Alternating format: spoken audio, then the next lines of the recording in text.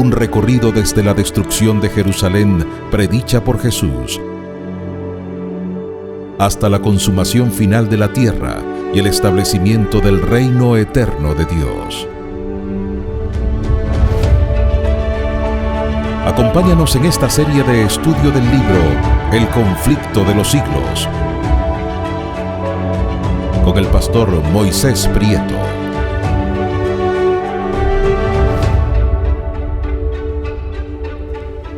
El texto base para el estudio de hoy, que lleva como título Luz a través de las tinieblas, lo encontramos en el libro de Isaías, capítulo 55, versos 8 y 9. Y dice la palabra del Señor: porque mis pensamientos no son vuestros pensamientos, ni mis caminos son vuestros caminos, dice el Señor. Como es más alto el cielo que la tierra, así son mis caminos, más altos que vuestros caminos, y mis pensamientos más altos que vuestros pensamientos.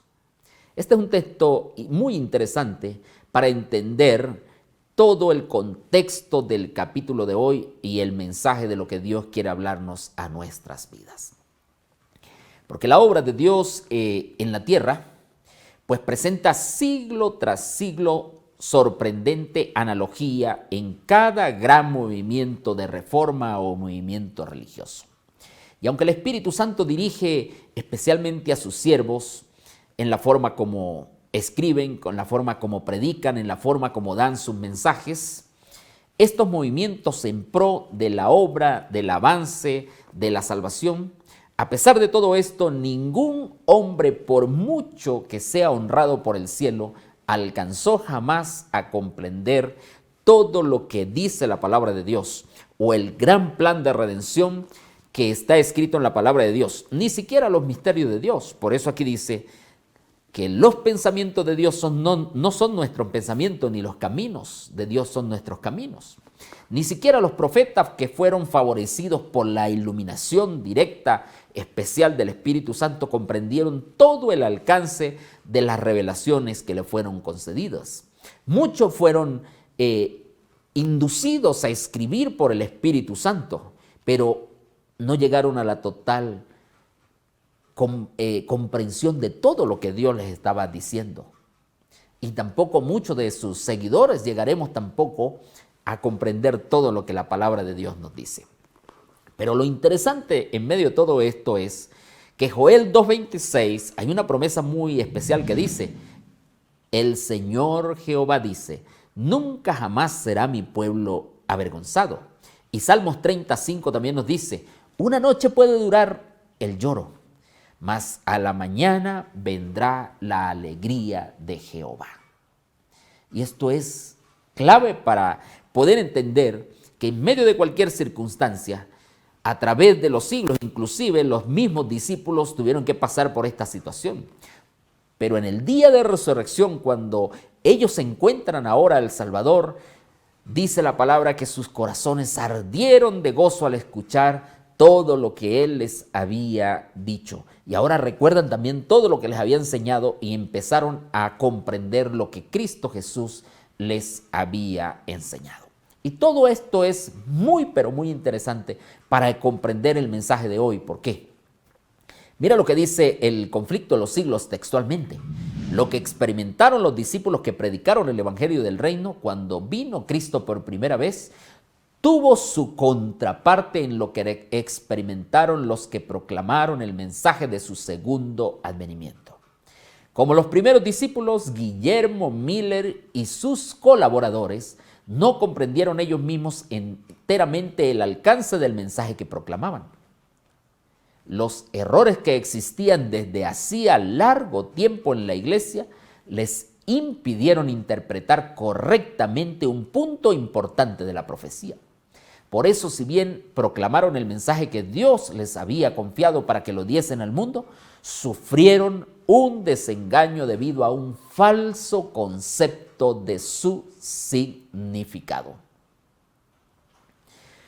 Miller predicó, descubrió durante 5 o más años un mensaje poderoso que debía anunciar, pero no lo comprendió en toda su plenitud. Y eso fue lo que algunos denominan el gran chasco. Porque cuando Miller comienza a explicar Daniel 8:14, ¿y qué es lo que dice Daniel 8:14? Hasta 2300 tardes y mañanas, entonces el santuario será purificado. Él aceptó la creencia de que la tierra era el santuario y concluyó entonces que la purificación del santuario representaba la purificación de la tierra por el fuego, y esto tenía que ocurrir o tenía que cumplirse con la segunda venida de Cristo. Esto fue lo que él predicó. Lo cierto es que Miller se equivocó de evento, pero no se equivocó en la fecha. Incluso se equivocó de lugar, pero no se equivocó en la fecha. La fecha que Miller había descubierto era correcta, porque en el sistema típico de la purificación del santuario,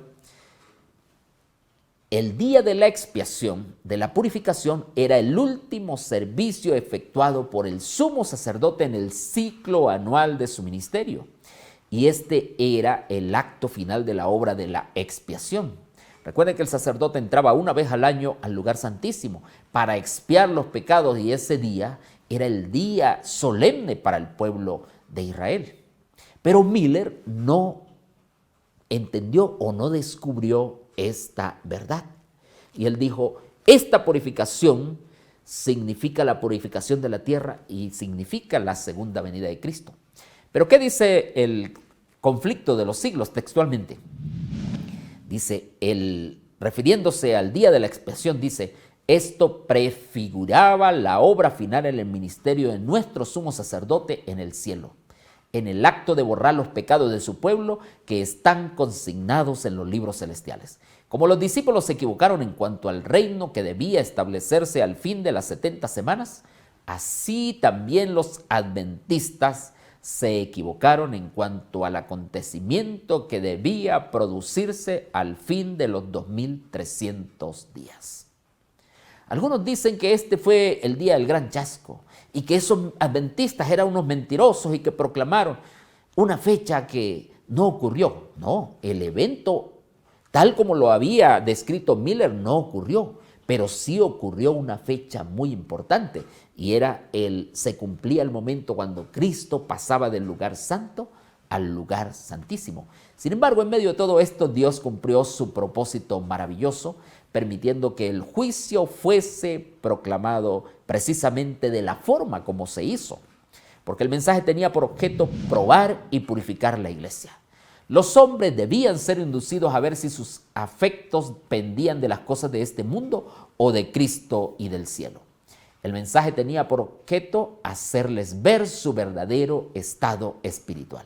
Fue enviado misericordiosamente para despertarlos a fin de que buscasen al Señor con arrepentimiento y humillación. Dios tenía sus planes, Dios tenía sus propósitos, como los sigue teniendo hoy día, porque Dios, en medio de las cosas que a veces parecen inexplicables para nosotros, Dios tiene un plan maravilloso para su iglesia, para su pueblo, para sus hijos, y lo ha tenido a través de todas las edades. Y a estos creyentes les pasó lo mismo que le pasó a los primeros discípulos de Cristo Jesús. Lo que en la hora de la prueba parecía una noche dura, lo que parecía oscuro a su inteligencia, Dios entonces lo aclaró después.